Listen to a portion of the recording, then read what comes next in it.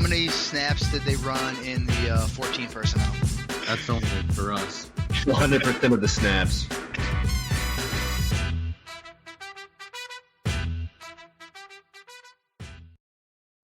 What is going on, everybody, and welcome in to another edition of the 5-Minute Debate. We are continuing our streak of guests, and today I am joined by none other than Jeff Bell. Jeff, how's it going, man?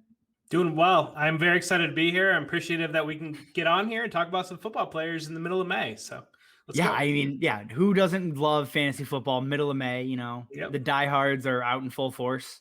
that's why I think we're here. Two Midwestern guys, so I think we get it. So. Yeah, what else am I gonna do in middle of May? Chicago's cold. I got nothing going on.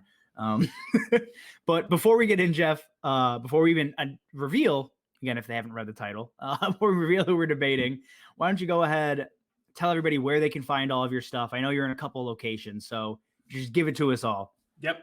Jeff Bell at For Whom J Bell Tolls on Twitter. You can find me with Fantasy Pros. You can find me with the Devy Royale. We're breaking down some Devy content, and you can find me with Going for Two.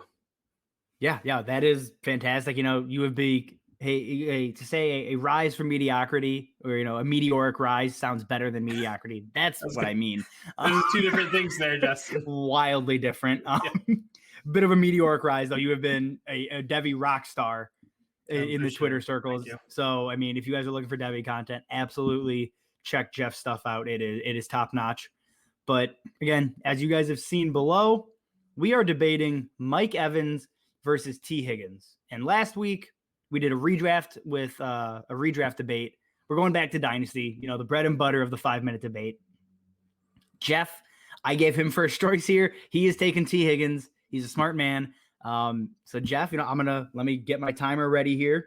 We're going old school, and I will pass it over to you. Thank you very much. So looking at these two guys, production-wise, they are really close to each other. I broke it down on a per-game basis. It's like 7.5 targets for each of them. Yards-wise, they came out pretty similar. Catch rate, they came out pretty similar. The biggest difference was Evans catching all the touchdown passes. But the even bigger difference is the age difference. When we're talking about it, I believe Evans is going to be 28 before the season starts, while Higgins just turned 22. We're talking about 6 years age difference. You're talking about yards and catches and targets most likely being pretty similar. So the big difference being touchdowns. I'll take the age dynasty all day, every day. Yeah, and I'll be honest, I don't blame you for taking T. Higgins. I am a huge T. Higgins fan, so I just want that out there. I'm not saying down with T. Higgins. I'm a huge fan. But for me, I am taking what seems to be the less crowded wide receiver room, long term. And I get AB is back. But again, really, how long is he going to be there? That's my thing. I think when Brady is gone, AB is gone. And even outside of that, I think Evans is the 1A in this offense. And I get the consistency concerns, the age concerns. He is a roller coaster to own. It's not really fun. But how often do you find a guy with really the mythological 50-point ceiling? And that is what you're getting when you get Mike Evans. And I think with T. Higgins, one of the issues is going to be Jamar Chase. I think there has to be some target regression. That is what I'm expecting. Even if he assumes the AJ Green share and Chase out targets him, I think it's going to be messier than people want, especially early on. So my biggest retort to that, we look at Joe Burrow's stats. We got 10 games out of Joe Burrow. He averaged 40 pass attempts per game, which is the exact same amount, almost down to the decimal, that Ben Roethlisberger averaged per game. And Pittsburgh was one of the very few offenses that we saw able to bring 3 fantasy relevant wide receivers. I think we saw some concerns with some of Evans' games. His involvement in the red zone really saved him.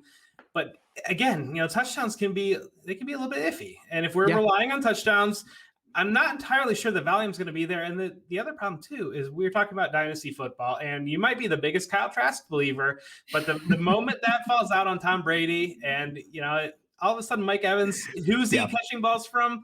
It could be a very big question, and his age as well could cause concerns on getting out of him on value. So. Right, and you're not wrong. We were talking about this pre-show, is Mike Evans is the dynasty football paradox, to where if you have him, you cannot sell him for what he should be worth. You cannot acquire him for what, for cheap. It's such a weird issue to have with him. And again, there are long-term concerns, but if I'm thinking 2-3 year window, I think I'm still taking Mike Evans. And the sole reason it's the 1A, 1B conversation. And I really do think T. Higgins is basically destined to become Mike Evans 2.0.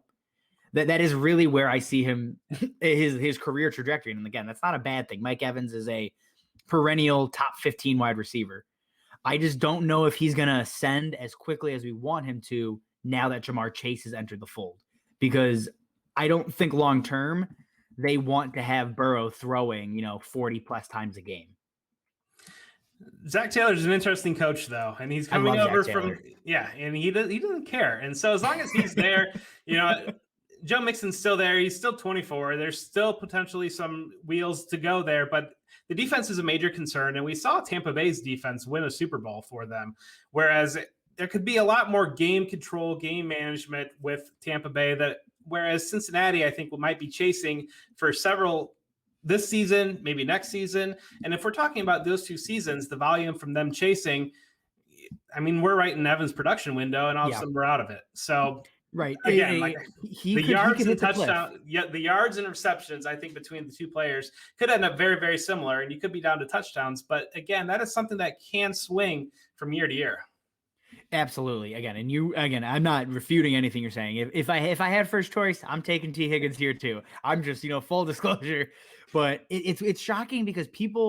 Higgins' perceived value has fallen with the Jamar Chase signing, which is how, we pull rankings for these guys off of DLF, and they have now almost become back-to-back in rankings, with Mike Evans actually slightly ahead, which is surprising to me. I'll admit that.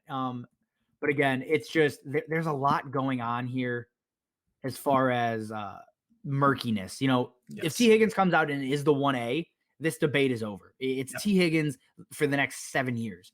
But if Jamar Chase comes out and fully assumes that 1A role, which I think is what people are projecting, I personally am not, but people are projecting that, then I think, Mike Evans holds T. Higgins off for a year or 2. And then, when he hits 29, 30, that's where, see T. Higgins fully develop with Tyler Boyd out of the fold. Yes. But you know what, guys? This debate is over. You decide. Let us know who you think won in the comments over on Twitter. We did put out a poll as well on Twitter prior to this debate. And I will say I'm not shocked by the poll results. Just under 70 votes, 65% to T. Higgins, 35 to Mike Evans. And it's like we talked about.